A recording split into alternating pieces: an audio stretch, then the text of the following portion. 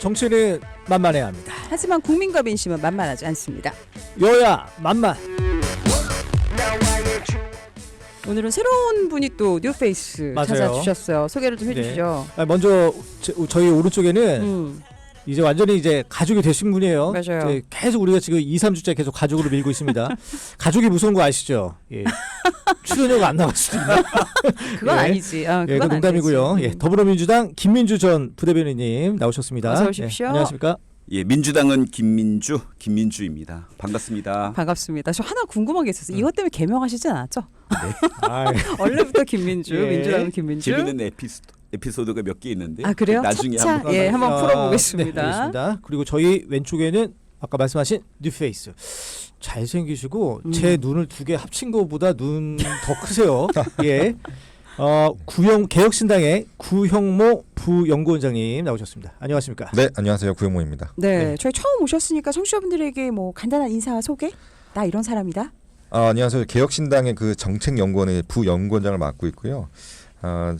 이준석 의원이랑 그 정책 특보를 맡고 있어서 윤석 의원랑도 같이 일을 하고 있는 정치인입니다. 예, 이준석 의원은 당시 이제 그 선거 뛸 때 저희하고도 그 전화 인터뷰도 했었어요. 네. 예, 지금 뭐 보시면 알겠지만 아주 최고 조회수도 기록하고 뭐 댓글도 안 좋았어요 저에 대한 그 지지자들이 너무 많아가지고 저희도 궁금한 것들을 많이 물어봤기 알겠습니다. 때문에 그럼 이준석 의원이랑 계속 개혁신당 처음 만들어졌을 때부터 이제 같이 하고 계신 예, 거죠? 그렇고 이제 동탄 선거에서 제가 총괄 본부장을 맡아가지고 지금도 이제 같이 일을 하고 있습니다. 알겠습니다. 참고로 우리 OBS 라디오에는 동탄 주민들이 되게 많으세요. 그렇죠. 예. 예. 스태프들 중에도 있고. 아까 작가님이 맞아요.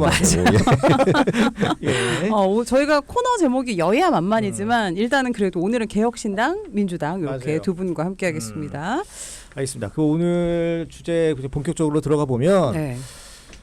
이거 그러니까 엊그제였죠. 정확히는 이제 국민의힘 전대 후폭풍이 좀 큰데 윤석열 대통령과 한동훈 국민의힘 대표 간의 비공개 회동이 열렸습니다. 일단은 제가 타임 스케줄을 간략하게만 우선 설명을 좀 드릴게요. 그러니까 지난 30일 화요일 저녁에 정진석 비서실장이 배석해서 1시간 반 동안 이제 회동이 이루어졌다고 하고요. 그런데 이거 저는 처음에 윤석열 대통령이 부른 줄 알았는데 알고 보니까 한동훈 대표가 먼저 만남을 제의했다고 합니다. 그리고 나온 내용을 좀 보니까 과거 법조 생활 이야기 좀 하고 윤석열 대통령이 한동훈 대표에게 애정어린 조언도 하고 그리고 당직 문제에 대해서는 한 대표가 알아서 하시라 이러면서 정권도 부여한 것 같은 멘트도 하고 여기에 대해서 한동훈 대표는 정부 성공 위해서 적극적으로 정책을 서포트하겠다 이렇게 얘기를 했습니다. 우선 본격적인 얘기하기 전에 근데 대통령과 여당 간의 이런 만남 이게 사실은 큰 뉴스라고 봐야 돼요. 원래는 그게 있어야 되는 거 아닙니까? 당연한 거 아니에요? 김민주 부대변인이 어떻게 보세요? 원래 그 새로운 지도부 당대표가 되면 새로운 지도부를 단독으로 대통령하고 그 독대도 하고 또 만찬도 별도로 하는데 지난번에는 원어부대무로 불렀잖아요. 그 가는 분 오는 분 해서 한동훈 대표하고는 겸상하지 않겠다라는 대통령의 강력한 의지가 보였던 오찬이었으니까 아마 그것에 대해서 이야기들이 참 많았을 거 아닙니까? 거기에 대해서 한동훈 대표가 독대를 원한다. 그리고 지금 현재 정점식 정치계 의장 문제로 좀 골치 아파하니까 뭔가 한 번에 이거를 메비우스의 끈이라고 할까요? 그걸 한 번에 칠 수 있는 계기를 좀 만들어야겠다라고 생각을 하고 요청을 한 것으로 보입니다. 특히나 지금 비서실장님이 아무래도 정진석 실장이 정치 경험이 많으시잖아요. 그래서 그 중간에 다리를 잘 놓으신 거 아닌가 그런 생각을 해보는데요. 그래서 아마 두 사람이 90분 가까이 이야기했다는데 여러 이야기들이 지금 나왔을 것이다. 그 의미를 보면은 지금 나오자마자 제2부속실 얘기가 나오고 그다음에 어제는 하루 종일 한동훈 대표가 일정을 취소하고 고민을 하고 또 오후에는 지금 새로 사무총장 되신 분이 갑자기 이름이 생각 안 나시는데 그분 서범수 총장이 다 물러나라라는 걸 공개적으로 했고 또 정점식 의원하고 한동훈 대표가 또 만났다고 하더라고요. 맞아요. 그래서 당권을 나에게 달라. 음. 대신에 뭐 제 추측입니다마는 두 특검, 김건희 여사 특검과 해병대원 특검은 내가 좀 고민해주겠다.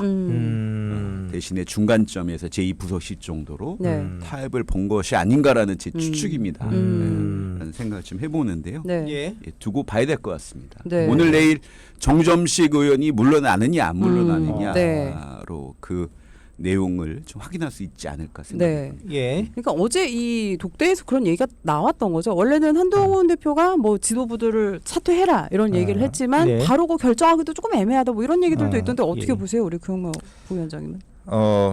역시 그 한동훈 대표가 윤석열 대통령을 잘 알고 있는 사람이구나. 이제 먼저 갔다는 거에 대해서 저는 한 가지 좀 재밌는 생각을 상상을 해봐요. 어떤 그, 상상? 예. 솔깃합니다. 윤 예. 대통령이 과연 만났을 때 한동훈 대표의 핸드폰을 다 검색을 했을까? 그 김건희 여사 얘기를 하시는 거죠. 이제 네. 예, 검찰 조사 아무래도 받을 때. 먼저 요청을 예. 했으니까 도대체 이 한동훈이가 도대체 무슨 생각을 갖고 나를 만나자고 했을까서부터. 근데 아시다시피 윤 대통령은 저는 이제 이준석 대표랑 같이 이제 있다 보니까 여러 이야기를 많이 듣는데 예. 이분이 한번 의심이 시작이 되면은 끝까지 가는 분인 거를 잘 알고 있습니다. 예를 들어서 그래요? 이제 뭐 국민의힘 입당하기 전에 이제 녹취가 나왔죠. 윤 대통령이 뭐 이준석 그 3개월이면 끝날 사람이야 그러면서 이제 정작 입당을 하면은 이제 갈등설이 있을 때 왜 이준석 의원이랑 갈등인지 모르겠다 그런 식으로 이제 앞가지가 다른 분이라는 거를 한동훈 네. 의장 잘 알고 있을 겁니다. 그래서 이제 만나서 어떻게 보면은 도대체 무슨 생각을 갖고 있는지 그 1시간 반 동안 어떤 뭐 표정이나 여러 가지 거를 탐색하는 그런 네. 자리가 예. 아니었나. 네. 그리고 네. 이 정점식 의원님이 좀 재밌는 분입니다. 예. 제가 사실 국민의당 최고위원 시절 때 저희가 합당 과정에서 저희 이제 최고의 몫으로 2명을 이제 할당을 했는데 예. 그 당시에 정말 생뚱맞게 정점식 의원이 저희 국민의당 의원 최고위원 몫으로 갔거든요. 근데 그 당시에는 도대체 이해가 안 갔는데 알고 보니까 결국에는 친윤, 그러니까 윤 대통령의 어떤 윤핵관으로서 어떻게 보면은 안철수 우리 국민의당을 감시하는 그런 역할이 아니었나. 그리고 좀 기지감이 좀 들더라고요. 예. 그래서 지금 상도 마찬가지로 윤 대통령이 정점식 의원을 뭔가 한동훈 대표를 견제하기 위한 그런 목적으로 지금 계속해서 정점식 의원을 갖다가 유보하고 있지 않나. 그러니까 당시 국민의당 때 얘기하시는 거죠? 네, 지금? 맞습니다. 예, 그 예. 당시에. 예, 알겠습니다. 그러면은 그러고 보니까 예, 예. 조금 미묘한 대통령하고 한동훈 대표 쪽 양쪽이 주장하는 미묘한 주장하는 강조하는 포인트가 다르네요. 구용모 네. 원장님 부원장님 말씀 들어보니까 대통령은 뭐 당의 화합을 강조하고 네. 예. 한동훈 대표는 당은 당 대표가 알아서 하라고 했다. 그게 아마 정점식 의원 관련돼서 좀 미묘한 그 알아서 차이인 잘 것 하라고 같아요. 했다라는 게 요즘에 그 알잘 딱갈센이란 말 맞아, 아십니까? 알죠. 그게 뭐예요? 그게 뭡니까? 진짜. 알아서 잘 딱 깔끔하고 센스 있게. 맞아, 맞아. 이게 이제 그게 말이 뼈가 있는 거거든요. 사실 음. 알아서 해라는 게 그치. 알아서 잘 깔끔하게 정리해라. 네. 정리하고 잘해. 다 이게 안 의미가 하라. 많잖아. 예, 예. 예, 예. 예, 예. 그렇죠. 알겠습니다. 그럼 이제 얘기가 좀 나왔으니까 이제 이런 식으로 하죠. 그러니까 윤석열 대통령과 한동훈 대표 간에 어떤 얘기를 나눴을까 중에 많은 얘기들이 오늘 우리가 다뤄질 얘기니까 지금 정점식 정책위원장 거취 문제 요거를 조금 더 좀 깊숙하게 좀 들어가 보도록 하겠습니다. 근데 이 지금 한동훈 대표가 어제 당직자 일괄 사퇴를 얘기를 했잖아요. 그럼에도 불구하고 정점식 지금 저기 정책위원장은 움직이질 않고 있어요. 버티기를 하고 있어요.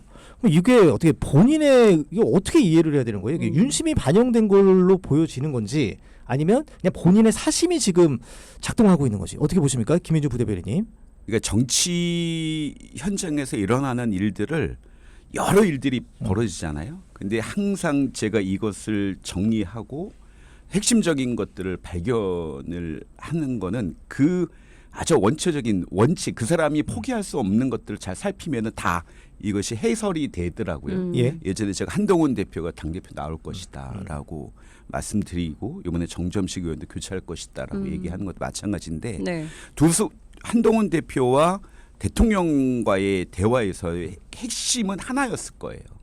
정점식 의원이 아니었을 겁니다. 우리 대통령께서는 조선 제1의 사랑꾼 아니십니까? 예, 항상 모든 본인의 원칙은 부인 사랑이시거든요. 그래서 김건희 여사의 특검과 해병대원 특검, 최근에 이제 해병대원 특검의 포인트가 김건희 여사 쪽이 임성근 사단장을 구하려고 했다는 로비 의혹이 있으니까 이 두 특검에 대해서 강력하게 하지 말아라는 얘기가 주된 얘기였을 것이고요. 거기에 대해서 한동훈 대표는 당권 장악이 중요하기 때문에 정점식 의원 얘기를 꺼냈을 것이고 윤석열 대통령은 네가 알아서 해. 그러나 이 특검을 확실하게 방어해주지 않으면 나도 뭐 이렇게 가만히 있지 않아. 봤지? 나의 힘은 아직 살아있던 걸 봤지. 뭐 이 정도로 얘기가 나오지 않았을까. 그래서 정점식 의원이 결국 물러날 것이다. 좀 그렇게 보고 있습니다. 라고 생각하시는 거고. 그러니까 뭐 이제 김건희 여사 얘기 나오는데 그건 이제 제가 조금 이따가 저희가 조금 이따 하고 그러면은 일괄 사퇴 요구를 한동훈 대표가 한 거. 그거는 윤석열 대통령의 일종의 허락이 있었다. 그래서 그 정점식 의원의 사퇴는 시간 문제다. 이렇게 보시는 거죠. 허락까지는 아니고 그렇게 통보였을 수도 있겠다. 예. 그래서 일각에서는 뭐 타이밍을 보는 거다. 이제 언제 사퇴할지 이런 얘기도 있거든요. 어떻게 보세요? 저는 지금 한동훈 대표가 사실 지금 특검법에 관해서 약간 말을 바꿨잖아요. 예. 그러니까 지금 시기에서는 어쨌든 정점식 의장을 사퇴하기 위해서 약간 좀 한 발 좀 물러서 있지 않나 좀 그렇게 생각이 듭니다. 그러니까 지금 상황에서 어쨌든 당권을 장악해야 되는데 지금 상황에서 이 특검법도 수용을 하겠다. 거기다가 정점식 의원까지 사퇴를 하겠다라고 하는 거는 지금 어쨌든 윤 대통령과의 갈등이 좀 더 깊어질 수가 있기 때문에 지금 상황에서는 그렇기 위해서 지금 약간 특검법에 대해서 말을 바꾼 거라고 생각이 들고 저는 예를 들어 이제 정점식 의장이 사퇴를 하게 된다면은 한동훈 대표한테는 아마 이제 전쟁이 시작될 거라고 생각이 듭니다. 이제 한동훈 특별법이라고 해서 이제 또 민주당에서 발의를 할 텐데 과연 윤 대통령이 이거를 다시 제2요구권을 쓸 건가 오히려 한동훈 대표가 대치를 당할 수 있다라는 생각이 듭니다. 알겠습니다. 그러면은 요 지금 정점식 그 정책위의장 얘기는 요 하나만 좀 여쭤보고 다른 걸로 넘어갈게요. 그런데 이게 의원총회 추인을 해야 되는 문제잖아요. 네. 근데 어떻게 좀 국민의힘 관계자 지금 안 계시지만 이게 불발될 가능성이 있습니까? 어떻게 보세요? 윤핵관 관련된 의원들은 이게 할만하다라고 저는 생각이 들거든요. 지금 상황에서 어쨌든 뭐 한동훈 대표가 사실 뭐 민심 당심 뭐 63%의 뭐 많은 지지를 얻었지만 의원들 내에서는 윤핵관들의 어떤 아직까지도 그런 기득권이 있기 때문에 해볼만하다라고 생각하기 때문에 정점식 의원도 사실상 한동훈 대표가 사퇴하라고 요구를 했지만 뭐 아직 안 하고 있는 상황인 거잖아요. 그래서 좀 장기간 좀 보지 않을까 그런 생각입니다. 바로 사퇴는 안 할 수도 있다. 물러나지는 않을 것 같다. 김민주 부대변인님 뭐 하실 말씀 있으시면 물러날 수밖에 없을 것이다. 그 두 특검에 대해서 일정 정도 이야기가 정리가 됐을 것이다. 그래서 이 부속실이 생기는 거에 대해서 바로 대통령실이 발표한 것이다라고 좀 보고 있고요. 그래서 물러나는데 먼저 두 특검의 상황이나 분위기를 보고 친윤 쪽에서 양보하는 형태로 물러날 것이라 보고 있습니다. 그리고 한동훈 특검은 저희 당이 발의한 게 아니고요. 조국 혁신당. 아직까지 저희는 좀 하진 보고 않으셨죠. 있다. 그건 아닌가요? 그럼 국민의힘과 개혁신당도 같다고 보실 수도 있기 때문에 일단 다르다고 봐야 될 것 같습니다. 저는 그렇죠. 다 다른 당인 요즘 걸로. 국회에서 보니까 저 개혁신당이 그 조국 혁신당만큼 강하게 여당을 공격하더라고요. 각자 역할을 하고 계신 걸로. 알겠습니다. 그러면은 아까 이제 김건희 여사 특검 저기 뭐죠? 그 제2부속실 설치 문제 이제 김민주 부대변인이 말씀하셨지만 하셔서 근데 민주당에서는 공식적인 오피셜한 입장이 영부인 방탄용 부속실 설치다 이렇게 비판을 했지 않습니까? 논평도 나왔던데 아니 설치할 때는 언제고 왜 비판하십니까? 그러니까 원래는 여야 다 해라 얘기하지 않았었나요? 이게 모든 거는 그 시기와 때가 참 중요한데요. 처음에 그 김건희 여사가 처음에 대통령 임기 초기에 이제 스페인인가 어디 방문할 때의 문제, 그 다음에 이상하게 해외 순방이나 대통령실 행사에 대통령보다 김건희 여사의 사진이 화보집처럼 대통령실 홈페이지에 올라오는 것을 보고 이거 조금 위험하다. 그래서 제2부속실을 설치해서 국가망신을 시키면 안 된다라고 주장을 했던 건데요. 지금은 이제 좀 터질 게 많이 터졌잖아요. 예. 여러 가지 뭐 외국 가서 명품 쇼핑도 했고 심지어는 뭐 우리나라 국가 판례를 바꿔줬지 않습니까? 권력자의 와이프한테 뇌물 주면 무죄라는 엄청난 판례도 만들어 주셨는데 만사지탄이죠.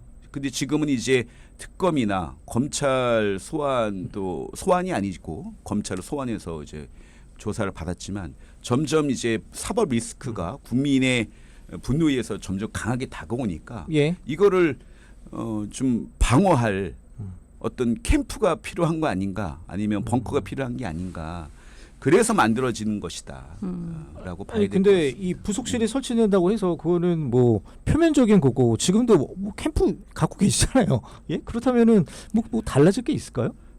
뭐 저 공식화된 조직과 그렇지 않은 조직의 차이는 비용이나 인력의 수준이나 좀 차이는 있습니다. 네, 그래서 제2 부속실 수준도 대통령실에 그 보니까 이번에 임명된 분도 보좌관 출신으로 베테랑 장순칠. 예, 맞아요. 예. 계셨더라고요. 캠프에서 그래서 있었던 분. 예, 캠프도 있고 음. 보좌관을 오래 하셨더라고요. 예, 예. 그래서 네네. 정치 경험도 많으신 것 같고 보좌관 출신이 이렇게 대통령실 들어가서 2년 반 만에 비서관까지 달 정도면 제 생각에는 아마 꽤 뭐 경험이 많으신 예. 베테랑 분이어서 그분 중심으로 그 사법 대책 뭐 캠프 벙커를 차리시는 거다 이렇게 저는 봐야 될 것 같습니다. 네. 예. 예. 구영모 부위원장님. 네, 그 장순실 그분이 보니까 그 캠프 시절에 이제 윤석열 후보 시절 당시에 이제 1일 1설화가 한참 있을 때 메시지 담당했던 분이라고 알고 있어요. 그래서 아, 전문가이 예. 뛰어난 분이시라는 거 알고 있고 네. 저는 이 부속실이 의미가 없는 게 이제 과거에 초반에 이제 윤 대통령 초반에는 이 김건희 리스크라는 그런 것들이 많이 회자가 됐었죠. 예. 근데 그 이후에 사실 엑스포 사태도 그렇고 의대 관련된 것도 그렇고 이제는 김건희 리스크가 아니라 윤 대통령 자체가 리스크다라는 그런 인식이 많이 있거든요. 그래서 이 부속실 설치라는 게 과연 지금 윤 대통령의 낮은 지지율에 영향을 미칠까? 저는 전혀 뭐 의미가 없다고 저는 생각이 듭니다. 예, 예, 알겠습니다. 그러면 아까부터 계속 얘기 나왔던 이 최상병 특검법 얘기도 당연히 윤석열 대통령과 한동훈 대표가 얘기 나눴을 것 같아요. 그렇게 보시죠, 당연히. 뭐 저는 어. 99.9%라고 예, 예. 보고 있습니다. 근데 이제 한동훈 대표가 이제 제3자 특검법 관련해서 아까 좀 기류가 바뀌었다 이렇게 구영모 부연구원장님이 얘기하셨잖아요. 뭐 진짜 실제로 뭐 장동혁 의원이나 정광재 의원 뭐 일종의 좀 간보는 게 아니냐 뭐 이런 얘기도 좀 있어요. 네, 어떻게 보세요? 이 특검법 관련돼서는 그 전당대회를 보시면 좀 알 것 같아요. 그 원희룡 후보가 그 당시에 계속 그랬죠. 특검법은 무조건 탄핵이다. 근데 이 대통령실에서 이 탄핵이라는 말을 계속 했음에도 불구하고 전혀 제지 같은 걸 안 했다는 거죠. 결국 예. 대통령실 같은 경우에도 특검법은 바로 탄핵 열차를 타는 거라고 인식을 대고 있는데, 근데 한동훈 후보는 대표는 지금까지도 특검법에 대해서 주구장창 주장을 해왔다는 거죠. 저는 그래서 여기에 이미 신뢰가 깨졌다고 저는 생각이 듭니다. 그래서 윤 대통령은 한동훈과는 이미 건널 수 없는 강을 건넌 것이 아닌가. 예. 근데 이런 상황에서 이제 특검법에 대해서 다소 약간 이제 한동훈 위원장이 말을 바꿨는데 예. 아까 말씀드렸다시피 지금 전략상 이것까지 하게 되면 아까 말씀드렸다시피 그 이제 조국 혁신당에서 한동훈 특검법을 발의를 하는데 그 특검법이 오히려 본인을 위협할 수 있는 그런 상황이 올 수 있다라고 생각이 들기 때문에 네. 지금은 약간 숨고르기를 하고 있지 않나 저는 그런 생각이 듭니다. 예. 그 김민주 부대변인님 어제 늦은 오후에 이재명 전 대표가 최상병 특검 관련해서 제3자 특검법 그러니까 한동훈 대표가 요구했던 그 특검법을 받겠다 이런 기사가 나왔다가 민주당 쪽에서 이건 아니다 이렇게 정정 보도를 했거든요. 네. 이게 나온 이런 그 기사가 나온 내막 좀 궁금합니다. 좀 약간 흘린 것 같기도 하고요. 얼마 전에 저 의원총회에서 박홍근 전 원내대표가 이 부분에 대해서 이야기를 했어요. 제 부위가 돼서 또 부결나고 두 번이나 이렇게 반복되는 것들을 또 세 번째 발의하는 것보단 현실적으로 국민들께서 특검을 원하시니까 예. 현명한 방법을 찾아보자. 그런데 지금 그 한동훈 대표가 자기가 계속 얘기했던 것들을 저버리고 지금 눈치 보면서 특검법 발의하고 있지 않잖아요. 그래서 본인 발의하지도 않은 특검법을 가지고 그냥 발언 정도 가지고 우리 당이 먼저 거기에 대해서 이렇다 저렇다 할 수는 없는 거잖아요. 법이 있어야 그 살펴볼 수 있으니까. 지금 다른 방안 나온 거는 천하람 의원이 내놓은 특검법 하나 있거든요. 네. 당론하고. 그래서 일단은 너무 이른 얘기가 아닌가. 그래서 저는 오보일 거라는 생각을 지금 해보고 있고요. 예. 다만 우리 민주당은 항상 국민의 뜻에 따라서 당론을 채택하고 그것을 또 움직이는 당이지 않습니까? 예. 그래서 좀 그 해병대원 특검법에 대한 국민들의 요구가 강하다는 걸 저희가 알고 있기 때문에 저희 당론이 어떻게 변할지는 좀 봐야 될 것 같습니다. 저 구영모 부연구장님께 이렇게 여쭤볼게요. 그 민주당의 어떤 전략 있지 않습니까? 이 최상병 특검법 문제를 왠지 괜히 그 좀 이슈화를 계속 질질 끌고 가려는 그런 거 좀 빨리 풀어야 되는데 오히려 지금 그 뭐 박찬대 의원 같은 경우는 더 센 특검법 준비하겠다 이러면서 좀 받을 수 있는 뭔가 좀 협의할 수 있는 특검법을 만들어야 되는데 뭔가 국민의힘이 받을 수 없는 특검법을 만들면서 이 이슈화를 계속 끌고 가려는 이런 전략으로 보이십니까? 아니면 어떻게 판단하고 계세요? 어제 그 오보다라고 하는 그 메시지 자체가 검토한 바 없었다라는 그 말 행간 자체가 이게 잘 보셔야 되는 게 아예 검토할 게 아니라 나중에 할 수도 있다라고 저는 해석이 들거든요. 그러니까 이게 나중에 그러니까 히든 카드로 작용하지 않을까 네. 한동훈에 대해서 그러니까 예를 들어서 지금 사실 그 이재명 대표 입장에서는 지금 전당대회 기간에 한동훈과 뭔가 손을 잡는다? 그거는 그러니까 당원들한테는 굉장히 좀 약간 좀 불편한 거거든요. 예. 네. 예, 사실상 그래서 한 발짝 뺀 것 같고 전략적으로는 되게 굉장히 좋은 것 같습니다. 예, 이 최상병 특검이 워낙에 국민들이 지지를 많이 하고 있기 때문에 이 전국에서 계속해서 끌고 간다 하면은 결국 한동훈 대표도 자기가 내뱉은 말이 있기 때문에 이거를 해결해야 되는데 예. 이거를 해결하는 방식이 만약에 민주당에서 한동훈과 같이 손을 잡는다? 그럼 한동훈 대표 입장에서도 굉장히 좀 여권에서 많이 좀 불편하겠죠. 예. 당내 어떤 갈등에 있어서 좀 더 촉발이 될 수 있는 그런 게 되지 않을까 예, 그렇게 생각이 듭니다. 행간의 의미는 여지를 좀 둔 것 같다라는 말씀이셨던 것 같습니다. 오늘 여야만만 두 분과 함께하고 있습니다. 김민주 전 부대변인 그리고 오늘부터 함께하는 개혁신당의 구영모 부연구원장 함께하고 있는데요. 여러분 저희 방송 들으시다가 의견 있으면 언제든 샵 0999번 보내주십시오. 저희는 잠시 후 4부 다시 옵니다. 네, 생방송으로 함께하고 있습니다. 굿모닝 OBS 오늘 목요일 코너 여야만만 오늘도 김민주, 구영모 두 분과 함께 이야기 나누고 있습니다. 아니 우리가 윤석열 대통령과 한동훈 대표 간의 회동 얘기 마무리 하나만 더 하고 예. 끝내시죠. 네. 예. 그러면 이번 비공개 회동 이후에 향후 어떤 결과일까? 그러니까 윤석열 대통령과 한동훈 대표 간의 밀착 관계가 이루어질 것이냐? 아니면 한동훈 대표는 제 갈 길 간다. 간단하게만 양쪽 분 말씀해 주십시오. 김민주 부대변인님 먼저. 저부터 할까요? 그거와 상관없이 한동훈 대표가 대표 선거에 출마를 했잖아요. 여러 가지 우려와 반대를 무릅쓰고 그거는 확실히 자기의 본인의 정치를 하겠다라고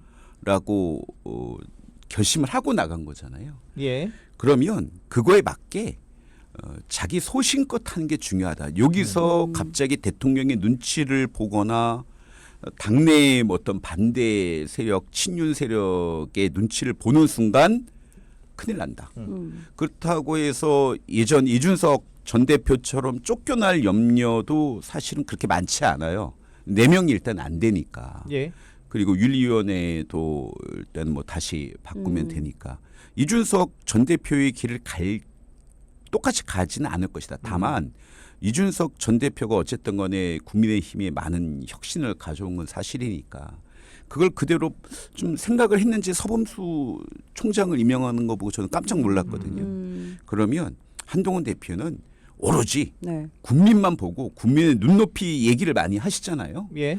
거기에 맞게 해병대원 특검, 김건희 여사 특검 당론으로 딱 해서 발의하시고 당당하게 예. 나가시길 바라겠습니다. 근데 이거는 김민주 부대변인님의 바람인 거고, 바람. 예, 이번 회동을 통해서 뭔가 주고받기가 있었다는 게 이제 김민주 부대변인 주장이셨잖아요. 예, 그런 우려가 있어서 그러지 예. 마시라고 예, 말씀을 우려 섞인 드리겠습니다. 목소리를 남기셨고 예, 예. 구영모 부연구장님.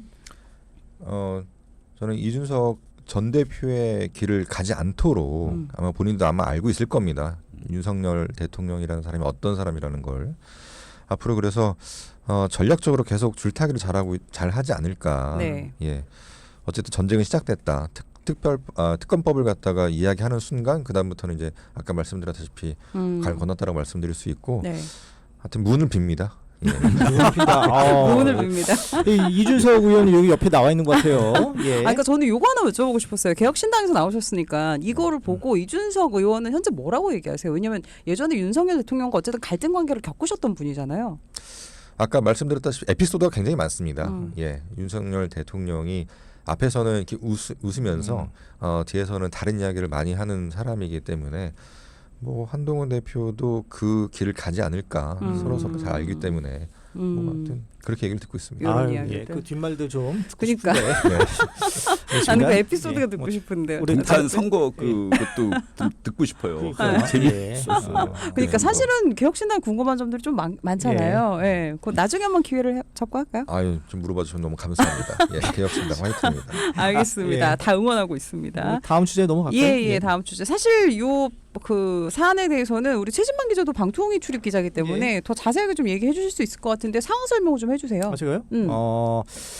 일단은 지금 어제 아주 대단히 긴박했어요. 완전히 군사 작전을 방북할 만큼 이제 결국 이재수 방통위원장이 취임을 했는데 아니 그 대통령실에서 임명은 10시에 있는데 출근은 9시에 벌써 해버리더라고요. 아, 그래요? 그러면서 가장 중요했던 KBS 이사 추천과 박문진 이사 임명 그리고 KBS 이사 추천과 박문진 임원 임명에 관한 거를 어제 몇 시였나요? 한 7시 40분이었나? 네네. 한 8시 좀 전에 의결을 하고 유유히 퇴근을 했습니다. 이준석 위원장이. 예. 하루 만에 이제 본인의 미션 클리어는 해버린 거죠. 일단은 요거 방통위 지금 사태, 지금 민주당에서는 오늘 그 저기 탄핵안 제출할 예정인 거죠. 본회의가 아마 의총이 1시 반에 잡혔으니까 원래대로면 2시인데요. 시간은 좀 늦어질 수 있겠지만 오늘 그 이진숙 방통위원장 탄핵안을 발의할 생각이고요. 예.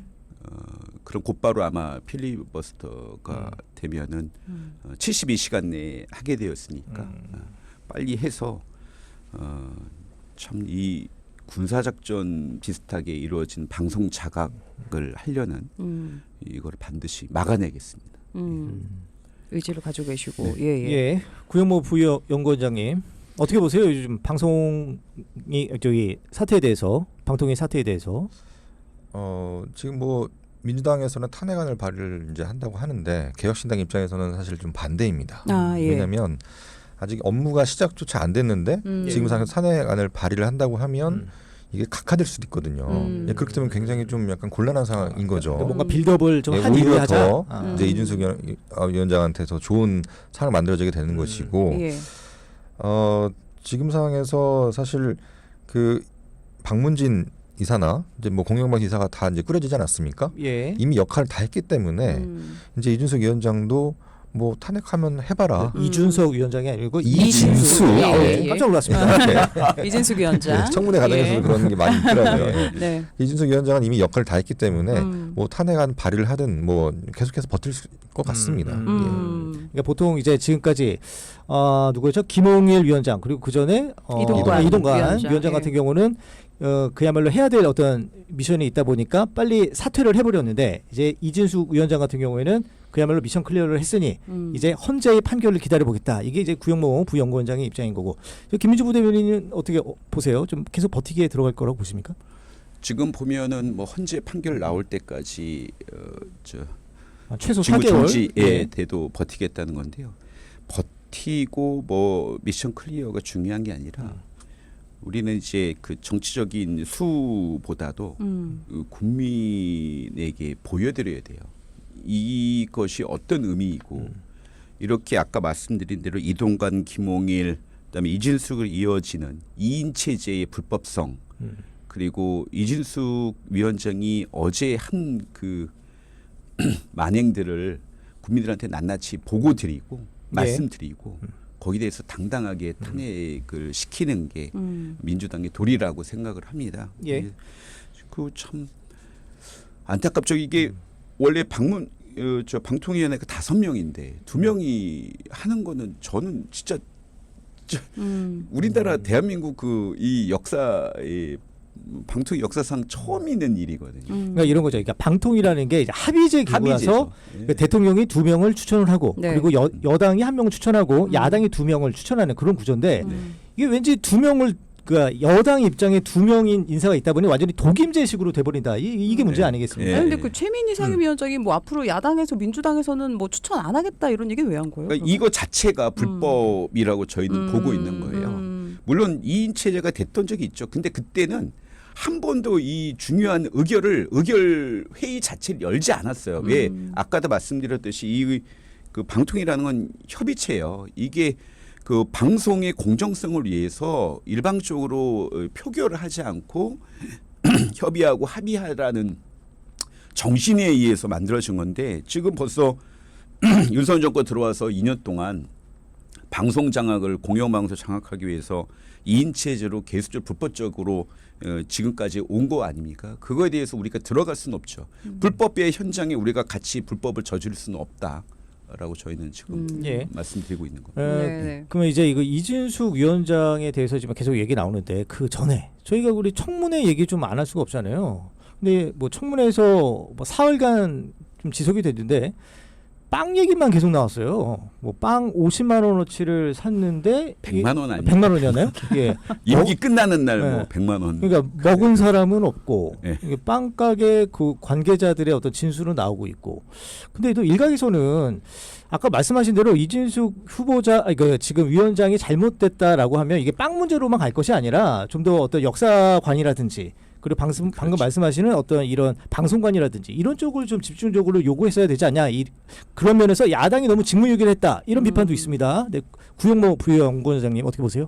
예. 뭐 개혁신당의 이준석 의원 같은 경우에 지금 예. 방통위 위원이지 않습니까? 뭐 보시는 바가 이제 정책 질의를 굉장히 많이 했습니다. 뭐 역사관이라든지 뭐 OTT 문제라든지 광고 규제라든지 예. 이제 그런 거에 대해서 물었는데, 그러니까 이준석 의원도 사실 청문회에서는 굉장히 좀 온화하게 그렇게 이진숙 예. 그 후보자한테 많은 질의를 했는데 네. 결국에는 굉장히 모호한 답변과 맞는 뭐 정책적으로 준비가 전혀 안 됐다라고 판단이 들어서 그렇게 이제 대외적으로 이제 방송에 나서 이제 비난을 했습니다. 예. 그렇기 때문에 뭐 야권에서 뭐 빵 얘기도 있겠지만 뭐 우리 개혁신당의 이준석 의원도 충분히 또 어떤 정책적인 부분에서 많이 검증을 했다. 저는 이렇게 예. 평가하고 싶습니다. 김민주 부대변인님. 이 이진숙 그 위원장. 방통위원장이라고 하기도 좀 그런데 이진숙 뭐 지금은 위원장이니까요. 예, 위원장이니까요. 네, 예. 그렇게 하겠습니다. 예. 이진숙 위원장이 MBC에 있을 때 그 MBC 노조 직원들의 컴퓨터에다가 해킹 프로그램 뭐 스파이웨어인가를 깔았던 거 아닙니까? 그래서 그 사람들끼리 노조원들끼리 왔다 갔다 하는 기록들을 봤던 거예요. 그러니까 이게 얼마만큼 그 노조나 인간에 대한 기본적 예의가 없는 사람일 거며, 그리고 저는 참 안타까운 게 이 윤석열 정권이 아니 그때 7만 8천 원 법카 밥값 냈다고 말이야. 100개는 넘는 식당들 다 털고, 아니 이 법인카드 그냥 막 유흥주점이나 뭐 골프장에서 쓴 거는 이렇게 그냥 넘어가도 되는 거예요? 그거는 좀 아니지 않습니까? 네, 알겠습니다. 구영모 네. 부연구원장님 어떻게 저는 보세요? 뭐 지금 뭐 여러 가지 얘기가 많이 나오고 있거든요. 뭐 법관이 뭐니 맞아요. 뭐 도덕성이니 뭐 역사관이 이런 것들. 저는 한 가지 이겁니다. 뭐 윤 대통령이 MBC한테 꽂힌 겁니다, 사실. 예, 날리면 사태 이후에 무조건 나는 MBC를 자초시키겠다. 그 하나 목적으로 계속 끌어갔기 때문에 어쨌든 방송 장악이 더 우선이다. 지금 대외적으로 비치는 여러 가지 이준석 위원장의 그런 불선한 여러 가지 것들을 뭐 굳이 MBC만 무너뜨리면 된다. 그거 아닐까 생각합니다. 예, 알겠습니다. 저희 그 방송국의 인허가는 방통위가 갖고 있어서 요 얘기는 여기까지만 하도록 하겠습니다. 충분히 많이 하신 것 같긴 합니다만. 네. 예, 그러면 저기 좀 시간도 남았으니까 우리 민주당의 전당대회 얘기 좀 해볼게요. 네네. 뭐 지금, 이변도 없고 예 일단은 맞아요. 뭐 어떻게 되고 있는 거예요? 일단은 저 구영모 그 저기 부연구원장님한테 여쭙고 싶으세요. 네. 어떻게 재밌어요 되시는지? 지금 전대가? 재밌진 않은데 제가 그래도 재미있는 걸 좀 찾아왔습니다. 어떤 거요? 예. 그 최근에 그 이재명 후보가 그 김민석 의원한테 좀 좀 지지하는 약간 그런 발언을 그렇죠. 했잖아요. 네. 우리 김민석 의원이 왜 이렇게 표가 안 나와? 뭐 이런 예, 거. 예, 예. 예. 근데 제가 봤더니 2007년도에 그 민주당 그 대선 경선이 있습니다. 그 당시 이제 44세 이재명, 그러니까 정동영 후보 측의 국민통합추진본부장이었고 예. 정몽주 의원이 손학규 예비후보 수행실장이었습니다. 근데 그 당시에 뭐 차떼기니 뭐니 해서 굉장히 충돌이 좀 심했습니다. 예. 물리적으로. 영상도 있어요. 서로 막 뭐 싸우고. 어. 이제 제 주변에 그 사실 그 이재명 대표한테 좀 상처를 받는 분들이 많습니다. 근데 이 얘기를 하면 이재명 대표가 뒤끝이 좀 있는 분이다. 네. 그런 것 때문에 아무래도 그런 기억들 뭐 16년 전이긴 한데 그때 악연이 계속해서 하기 때문에 정몽주 후보가 1등이 되는 거는 굉장히 좀 불편하지 않나 그런 나이도 의미에서 많잖아요, 그죠? 예, 3살 많습니다. 예, 그러니까 그 당시에는 이재명 개인 변호사인데 정몽주 후보는 그때는 국회의원이었죠. 네. 그러니까 지금 상황이 굉장히 바뀐 상황인데 그런 차원에서 김민석 후보를 좀 지지하는 발언을 예. 하지 않았나 네. 예, 그런 포인트도 좀 예, 있습니다. 이거 좀 다른 얘기인데 이제 구영모 부연구원장님이 아까 윤석열 대통령의 그 성격 그리고 이재명 전 대표의 성격도 얘기해 주셨어요. 혹시 네. 이준석 그 의원의 성격은 어떻습니까? 예. 긍정적인 거 말고 굉장히 비판. 낙천적입니다. 예, 화를 안 내요. 그러니까 어. 방송에서는 뭐 말을 세게 하는데 네. 제가 네. 오죽하면은 아니 그렇게 당하고 뭐 답답한 일이 있는데 도대체 왜 화를 안 내냐? 근데 자기는 뭐 화를 안 내는 성격이라서 뭐 하여튼 굉장히 낙천적. 화내신 적이 없었나요? 아니 언론 방송에서는 항상 화내는 모습만 봐가지고. 그렇죠. 예, 예. 네. 방송에서는 이제 강한 사람한테는 강하고. 그러니까 그 약한 얘기를 그때 사람한테는 김민주 부대변인도 약하다. 그런 말씀 해주셨잖아요. 예. 사석에서 강강약약 스타일이다. 스타일이 그런 것 같아요. 그렇군요. 굉장히 마음 여린 사람입니다. 우리 이재명 대표님도 그러신 비슷한 면이 저희 있네요. 여쭤보지도 않았는데 왜 대답하세요? 예, 알겠습니다. 그러면은 지금 가장 중요한 건 이제 수석 최고위원 이게 그나마 이제 재밌는 게 그렇죠. 방금 얘기하신 그러니까 정봉주와 이제 김민석 예. 의원 간의 이제 대결인데 뭐 하면 순위 한번 예상해 볼까요? 1위 수석 최고위원. 왜냐하면 수석 최고위원이 중요한 게 그거잖아요. 이제 대표를 완전히 보좌하는. 그러니까 항상 뭔가 그 카메라 앵글에도 옆에 서 있는. 그렇죠. 뭐 한번 조금 예상 가능하십니까? 네, 김민주 부대변인님. 그 지금은 이런 거죠. 김민석 의원님이 사선이시기 때문에 사실은 최고위원 나올 급은 아니시죠. 예. 그런데 이 김민석 의원님이 그동안 살아오셨던 의정활동 했던 거를 보면은 굉장히 콘텐츠가 풍부하시고 그리고 큰 선거의 경험이 많으세요. 그리고 저희 민주당은 반드시 다음 대통령 선거에서 다시 집권을 해야 되고 그것이 국민을 위한 길이라고 생각한다면 원내에서 다선 의원으로 여러 가지 콘텐츠를 갖고 계신 김민석 의원이 당원들의 지지를 좀 받고 있는 거는 또 자연스러운 일이다. 반드시 뭐 이재명 대표가 민다고 밀리는 거는 아니다. 다만 뭐 아까 얘기했죠. 정봉주 전 의원은 60년생. 그다음에 김민석, 이재명 대표 두 분이 이제 64년생 동갑이세요. 예. 뭐 그런 부분도 좀 있겠죠. 그래서 조심스럽게 얘기하면은 김민석 이번 주가 이제 호남이에요. 예. 예, 예. 민주당은 사실 호남, 전북, 전남, 광주가 거의 당원의 40%를 네.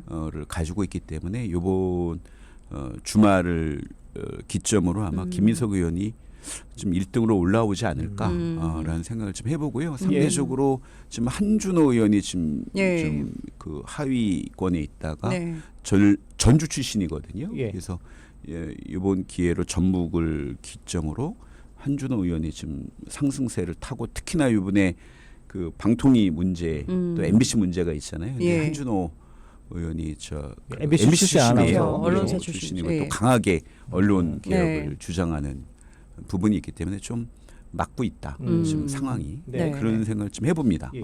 아니 근데 구영모 부연구원장님께 제가 이거 여쭤볼게요. 아니 이렇게 그 당 대표 그러니까 이재명 전 대표의 말 한마디에 4위였던 사람이 갑자기 막 1, 2위에 막 그 접전을 벌이고 있다. 이 민주당이 건전하지 않다는 증거 아닙니까? 뭐 그렇죠. 뭐 민주당 내에서도 그 김두관 후보가 과연 몇 %를 얻을지, 그러니까 뭐 그러니까 건강한 정당이라면 당연히 다양한 의견이 있어야 되는데 이 90%라는 거는 좀 불편하죠. 근데 좀 약간 좀 기시감이 드는 게 그 이재명 대표가 우리 이제 이준석 의원 동탄 선거 때 이준석 의원 또 나옵니다. 아니 이게. 이게 좀 상황이 좀 비슷합니다. 예. 예. 그 당시에 이제 화성이 좀 힘들다 보니까 마지막에 이재명 대표가 우리 화성의 공영훈 후보가 좀 힘든 가운데 있습니다. 그렇게 얘기를 했더니 이준석 의원이 당선이 됐죠. 이번에도 예. 우리 김민석 의원이 좀 힘듭니다라는 게 좀 정봉주 의원이 1위가 되지 않을까 그런 기시감이 듭니다. 전혀 예상치 않은 얘기를 하셔가지고. 예. 뭐 시간이 하나 조금 남아서 주제 요거 하나만 더 여쭤볼게요. 민주당 전대 관련해서 김두관 후보는 개딸 발언을 했는데 이거 급하신 건가요? 아니면 어떻게 해석해야 되는가요? 반향도 없는 것 같아요. 김민주 부대변인님. 그 팬덤이 없는 정치는 없죠. 다만 그 노사모도 있었고 문팬도 있었고요. 다만 이제 강성 지지층의 부작용은 어느 시대나 있었어요. 근데 이 강성 지지층의 부작용을 이용하는 정치가 문제인 거죠. 정치인이. 따라서 개딸이 문제가 아니라 개딸을 이용해서 자기 정책 이득을 보려고 하는 일부 정치인이 문제인데, 근데 김두관 의원이 그 뭐라고 탓한 거는 강성지층 대중, 그다음에 일반 권리당원 당원들을 뭐라고 한 거거든요. 무슨 말이냐면은 김두관 후보께서 그 강성 지지층이나 아니면은 당원들을 뒤에서 이렇게 조종하는 정치인을 뭐라고 했으면 저는 거기에 대해서 이해하고 동의가 됐을 거예요. 그런데 그 정치인이 밭을 탓해서는 안 되거든요. 즉 당원들이나 지지층이나 팬덤을 탓해서는 안 되는 거예요. 근데 그거를 이용하는 정치인에 대해서 뭐라고 하거나 이재명 대표의 비판을 하거나 최고위원 나오는 사람들의 비판하는 건 되지만 개딸들이나 강성 지지층한테 뭐라고 하는 거는 잘못된 초점이 흐려졌다. 그렇기 때문에 급한 마음에 하실 수는 있는데 그것 때문에 반향이 없는 거다. 저는 그렇게 보고 있습니다. 아니 근데 구영모 부연구원장님, 이 김두관 후보 같은 경우는 팬덤 문제가 아니라 이 정치적인 소신이 왔다 갔다 해서 그런 거 아니에요? 뭐 그렇다고 볼 수 있죠. 근데 저는 뭐 다른 얘기를 하고 싶은데요. 그 이재명 후보는 지금 굉장히 좀 조심해야 됩니다. 예, 지금 이 90% 지지율은 좀 너무 대선 행보에 있어서 위험한 게 아닌가. 이 정치인이 사실은 인기가 서서히 올라갔다가 이제 정점을 찍어야 되는데 이제 아시다시피 갑자기 그러니까 지지율 자체가 정점을 찍고 내려가야 되는데 지금은 어떻게 보면 저는 최정점이라고 보거든요. 예.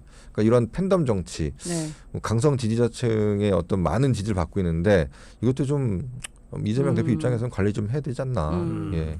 아까 그 소신 문제는 뭐 저는 그거는 별로 중요한 문제가 아니거든요. 네.